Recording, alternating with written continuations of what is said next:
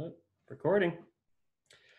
How you doing, wine land, beverage land, coronavirus land? Oh no! Unfortunately, what? uh, this is Nick Martinelli. I'm from Boston. I work in the wine industry. I'm a sales rep. I've been in the business 20 years, and this to my left, or your right, depending, is. Hi, I'm Michael Kowalski, currently out of Western Mass. I have been in hotel management and food and beverage management for quite some time as well. One could say I was born into it. Yeah, we're just two guys getting together, looking to provide a little bit of fun and a little bit of info for anybody that might be interested. Yeah, and yeah, so Mike and I met what in Nantucket, right? Uh, Technically. Technically, you were a purveyor for me before that, but yeah, we really got to know one another in Nantucket. Yes, yes, yes. You're pretty intimidating to do a sales call with, I might say, just so you know. Sorry about that. No, man, it's just you're in the tux, you're in the suit, and I'm just like this weird guy, and yeah, yeah. But It's then all again, planned. doing the Bordeaux lineup with you guys though at Wheatley is pretty intense.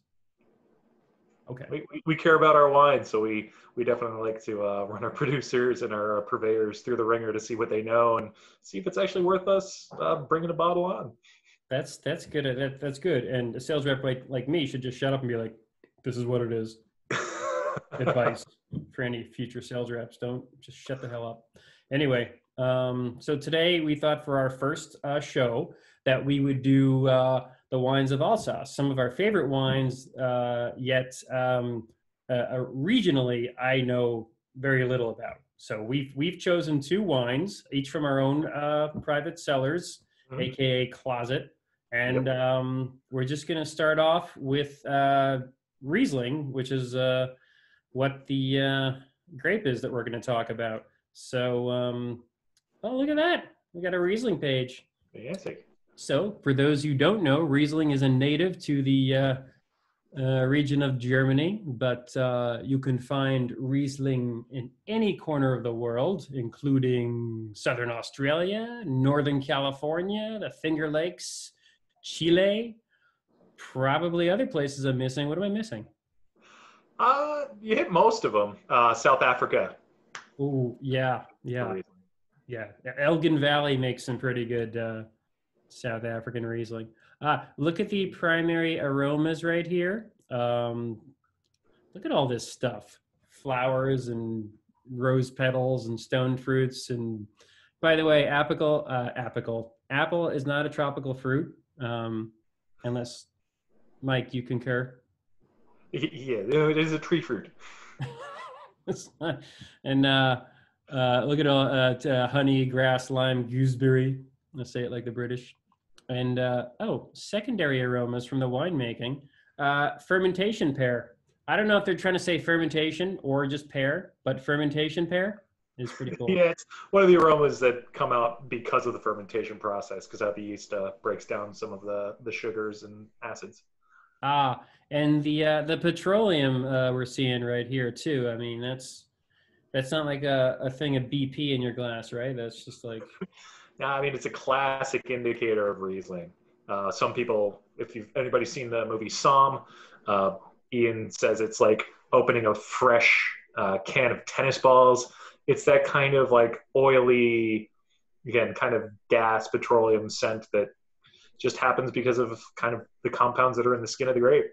oh, all right. And tertiary aromas, which some people may not know, are from the bottle aging. What happens when a wine sort of evolves.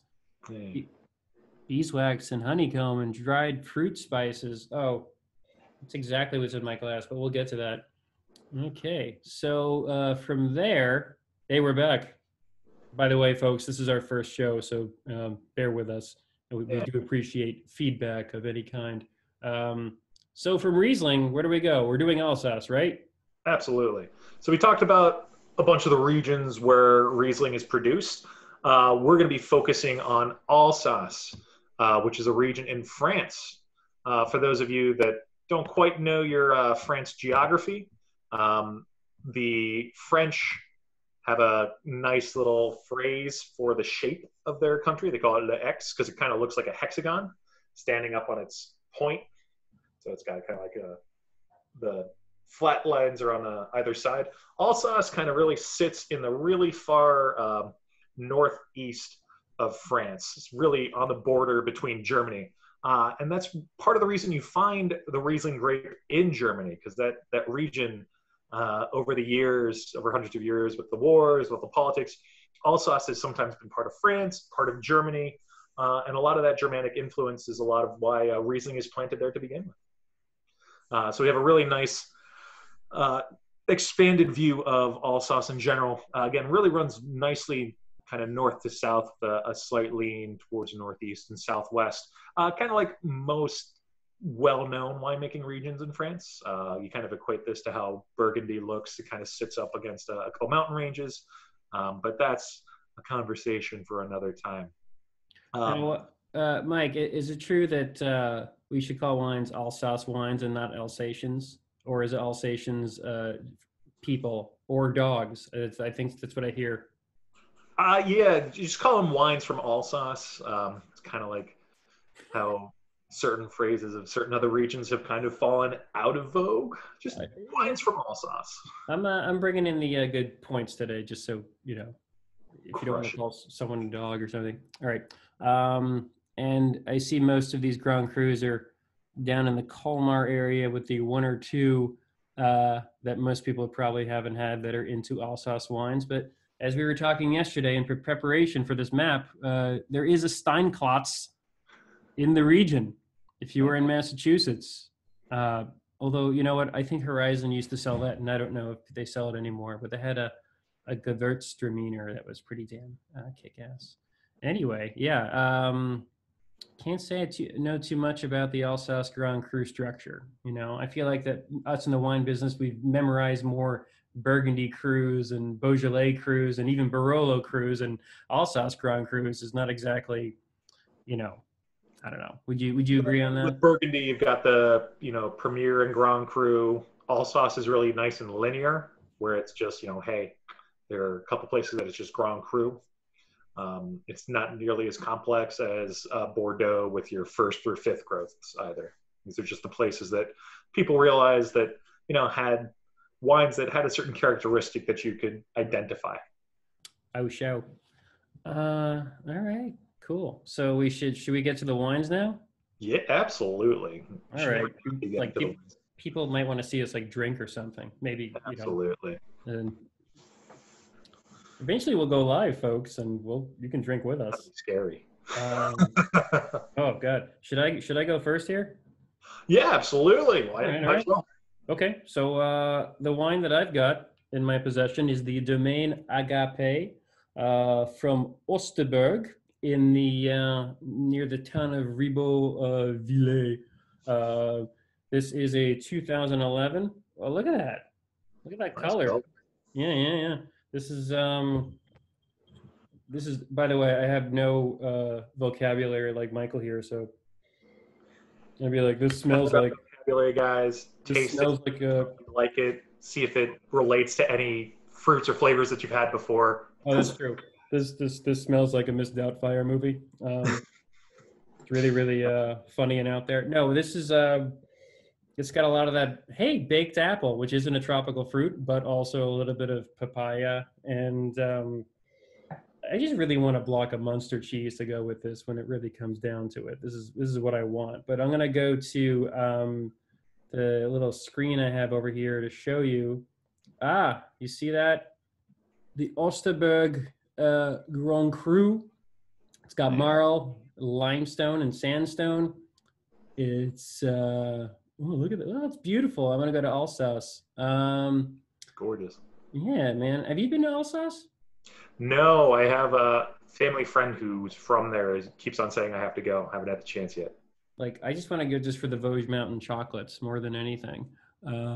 Okay, so this Grand Cru is distinguished by its weight. Great substance issued from the marl terroir gives generous, almost heady mouthfeel to dry wines. Here, the fleshness I can't do an accent here in Alsace. I don't know what it is. Here the freshness is a little austere when young, but it gives a full body structure to these crews. This is good. This is all good stuff. Hey, look, vintage years. Yeah. They say the best ones are from 71 all the way to 2011, and this is a 2011, which you said you thought was a pretty kick-ass year when we were talking yesterday, right? Yeah, it was a little colder, but again, sometimes in Alsace when it gets too warm, that's when they don't make wines that are as great. So here we go. When young, Osterberg is simply delicious, and then late ripening vintage years, it's more dense and it still evokes honey. Oh, that's what I'm missing. It's all about the honey. Um, yeah, so almost 10 years old, this little guy. I also want to say that Domaine Agape is run by the illustrious Vincent Sip, who is, gotta have a great last name like that, Sip. Uh, Came from the Sip Mac dynasty, which, again, I'm only going Massachusetts wholesaler knowledge here. Classic wines were bringing in previously, but Vincent broke off. He started his own winery with family holdings from crews like the Osterberg, Schonenberg, and Rossacker. And he makes Pinot Noir and Crème d'Alsace. But yeah, man, we love Riesling. Versatile with a lot of different types of foods. And this Riesling, I feel like I want to pair with Skittles because it's like Oh, in that zone right now. Yeah. nice. So, have you tasted the wine yet? You want to talk about that? Because we've really just kind of talked about the producer and where it's from. Well, yeah. Honey, papaya, caramel. I think it's lacking a little bit of acidity than even for a wine that has this kind of viscosity. But finish is lingering a little. I want a little bit. I think I want a little bit more pop. Maybe the acidity's gone, or just didn't have it to begin with. But other than that, it's one of those wines that I'm down for smelling all night, and that's for sure. There you go. Yeah. So, Riesling can be either done in a completely dry way, where you don't really get any of that sweetness, to a dessert wine fashion. Where does the wine that you're drinking kind of sit? Do you have any of that sweetness, or is it really nice and dry, or is it somewhere in between? Oh, it's definitely concentrated fruit sweetness. It is not a sweet type of dessert wine thing. That's for sure. It is still a quite the dry wine. Um, yeah, I'm not going in the Vendange Tardif, the Seigneur de Grenoble. I'll just, I'll just say SGN from now on. Awesome. Uh, so he has something with a little more age on it from 2011. And he has something from, again, a cru, so we're a very specific region. Mine is kind of just the opposite. It's a 2015 from Domaine Ostertag. They call it their Vin de E. This is actually the last year that they bottled under this label. They relabeled it afterwards. Domaine Ostertag is one of the larger houses of production up in Alsace for Riesling. The other ones that you might know are Domaine Trimbach, Domaine Hugel. Ostertag is right up there with being really well known and doing a lot of collaboration with a lot of the different vineyards. This in particular is just a blend from all over Alsace. So it's a really nice wine of typicity where they were looking to make it very Riesling specific. So they were making a wine that they think Alsatian Rieslings should smell, should taste like. And again, 2015, a slightly warmer year. So in some ways, developing that classic Riesling characteristic is a little bit more difficult, but we're going to go and taste and see how it goes. You can tell the color on this one is definitely less intense than that kind of very, very bright, almost like gold yellow hue that Nick's wine had. So it says two things, right? It's probably a little bit younger and may not have as much concentration. As you can see mine, you look through and it kind of has that white hue. His, it's got more of that really nice golden hue. On the nose, you kind of get everything. You get that hint of petroleum. It's caused by the grape itself has some really cool characteristics to its skin, and that's what creates that kind of like petroly. Like if you ever, kind of pump gas and that residual that's on your hand, it has that bit of that, benzene characteristic. Every which time is I fun. go to the gas station, I definitely think of Riesling. That's It's one of those things that just happens. You're like, yeah, I want to drink some Riesling. Oh, right, pumping gas. yeah, yeah. But then behind that, and if you're one of the people that kind of gets bogged down in that petroleum, it happens to a lot of us with the Riesling. But you got to start looking for some of those other characteristics. You get some of that really nice light florality to it. That Mm. kind of like your classic garden flowers, like your geraniums. Uh, and you get a little bit of that honey too. So those for me are like the really big markers. It's the petroleum, it's that honey, it's that waxy characteristic. And all of this is kind of like spot on for Riesling for me. Oh, Riesling. Mm. This, by way of Riesling, extremely dry, which I really like. Uh, but it has nice body to it, definitely medium to medium plus body, as opposed to something like a Pinot Grigio where it's like drinking water. It's kind of up there with Chardonnay. It kind of has that weight and that mouthfeel on the palate. And with this wine, it's definitely a lot of kind of tart or underripe fruits, like that tart Granny Smith apple really jumps out. A little bit more of the you definitely get some of that honey characteristic on the finish, even though it kind of has that nice tartness to it. And you almost get like a hint of peach, depending on where you are with Riesling. Peach will go from, again, that like hard as a rock, underripe to like gooey, like canned peaches. This is definitely closer to that harder like a rock, slightly underripe peach. But again, it's really nice. It's really refreshing, really high acidity. Ooh. Would you say Just a it has beautiful, more acid than Timothy Leary? but yeah, exactly. Like it has a lot of acid, and Terrence McKenna wants some. He's more the shroom guy. So, what would you say what are your foods? What would you throw at that big way with that high bit of acid and tartness you got there? You know, for this, it's definitely not one that you want to use with desserts. It doesn't have the structure for it.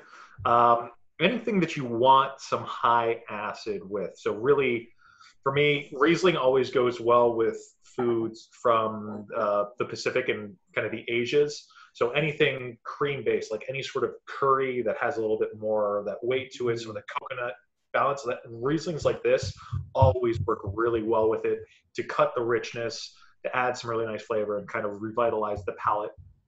Um, a lot of the wines, like they say, eat where you drink, or basically have foods from the culture which the grapes are grown. Like this is actually pretty nice for schnitzel because Oh, you have that nice breaded, that fried either the pork or chicken, and that richness and that fatness gets cut by the nice acidity in the Riesling, and it kind of pairs well. A lot of people will do that, that pork cutlet with applesauce, and again, it kind of pairs really nicely. So, would you? You know what I like? I like chacroute. You ever make some of that? oh, absolutely. I may or may not know a guy that does a lot of that. For those who don't know what chacroute is, and actually one of my friends taught me the recipe too. It's a lot of boiled down cabbage, sauerkraut, liverwurst, bratwurst, ham hocks, um, anything else really, potatoes, cloves, maybe juniper. Put that in. Use a Riesling to cook with. Use a nicer Riesling to drink with. But keep it in the Alsace or German camp, whatever you're using.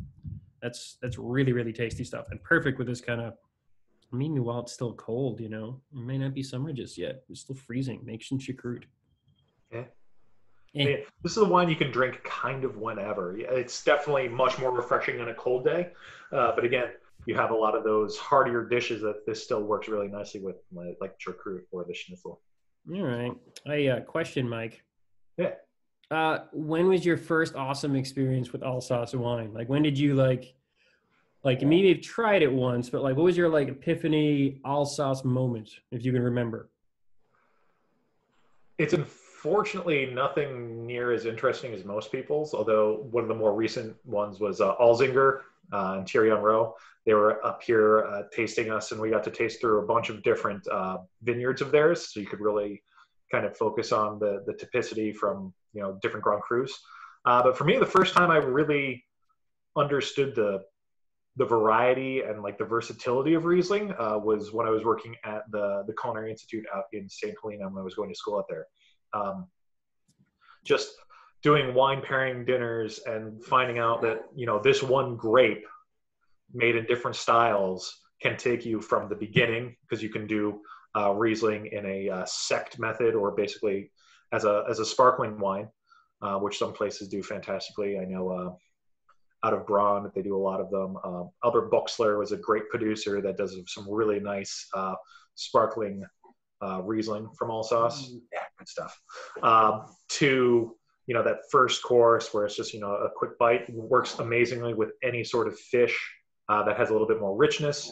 To, again, pairing with schnitzel, to dessert where you have, you know, ones that are botrycized or anything else. So for me, Riesling is just like, and in the Somme world, it's the grape that you can always kind of go to. It's kind of like champagne, where you can find a way to make it pair with anything depending on, you know, the style. I feel that Somme's Riesling is definitely one of those grapes, you know, that every single Somme I've ever met is like, oh yeah, Riesling. But it's certainly something that doesn't always translate well still to a lot of consumers these days. But you know, I think we're doing good. They're getting into it more than they ever have been. Would you agree? Absolutely. You know, it's kind of like how people used to hate white Zinfandel and Zinfandel in general back in the day, because they got thinking of, you know, the overly sweet, overly produced. That's how a lot of people were, you know, especially in this area, were initially introduced to Riesling, was from, you know, like the Finger Lakes in New York, where they were making really, you know, really high sweetness, high sugar content, and not, you know, the more elegant wines that you can find out of there today, which is great. Most definitely. Well, can't think of anything else I was gonna say. Oh, maybe like Inside the Actors Studio or something. There, but Absolutely. different. Rest in peace, James Lifted. Oh my God, yeah. Um, I was gonna say, actually, I was gonna end this with like a music. What music you listening to now? What do you like? Ooh. Like this I've week? been diving, like I'm a huge radio and music podcast geek. Um, so NPR just did their release of the artists that they were going to be excited to see at South by Southwest, but they're still trying to give them exposure. So some really cool jam bands out there right now, and from the world scene that I've been kind of listening to. I just get all over the place. Okay. I've been on a Stranglers kick this week, and what else came up? I don't know. There's a local band named Gorilla Toss I saw open up for the Battles back in December. Oh, Rush is always on for some reason. Also, R.I.P. Neil Peart. But um, I like it. Kind of morose, but you know. All right. No, I like how we're ending our first wine show on Alsace with, you know, a couple of people that died.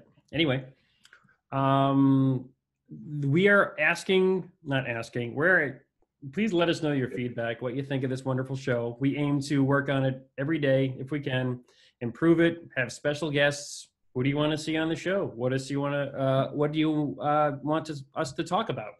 The state of things, which is why we're doing this in the first place, remotely and not in person because of a certain crisis going on, you know. Give us your feedback. Yeah, let us know how we are and how you're doing. What about you, Mike? Anything to add? You know, for me, again, this is more for those industry people out there that are, you know, looking for ways to still stay up on their education, and also for people that are stuck at home that, you know, might want to be diving into something else. So again, if you have any questions, if there are any regions you want to learn about, any styles of wine you want to learn about, anything at all, please let us know. And also for all those industry people out there, know that we feel you, and that there are kind of ways for you guys to get help. So if you have any questions on any of that, whether it be, you know, I know the USBG, the Bartenders Guild, has some relief out there. The NRA is not the Rifle Association, but the Restaurant Association is working on getting more assistance for restaurant workers in general. There are a lot of resources out there for you guys. So if you have any questions, ask, but otherwise look into it. Know that there are people out there in the industry and not that are there to help you. Indeed. So for Sour Grapes, this is Nick Martinelli. And Mike Kowalski. Signing off. See you guys next time.